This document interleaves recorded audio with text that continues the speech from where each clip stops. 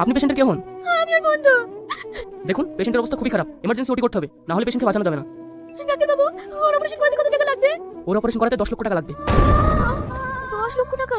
Doctor বাবু, আমি দেবো টাকা, আপনি তাড়াতাড়ি অপারেশনের ব্যবস্থা করুন। আচ্ছা ঠিক আছে।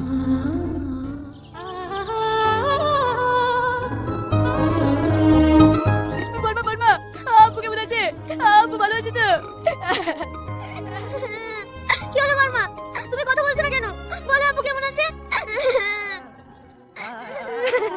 তোদের আব্বা ভালো নেই, আমার মনে হয় তোদের আব্বাকে বাঁচাতে পারবো না। ডাক্তার বলেছে অপারেশন করতে 10 লক্ষ টাকা লাগবে, আমরা এখন ওদের টাকা কোথায় পাবো? না, আমাদের আব্বার কিচ্ছু হবে না, আমরা আব্বার কিচ্ছু হতে দেবো না। না, আমাকে এভাবে চুপচাপ থাকলে হবে না, আমাকে কিছু একটা করতে হবে। আমি এক্ষুনি রাশিদার কাছে যাবো, তোরা কোনো চিন্তা করিস নি, আমি এক্ষুনি আসি।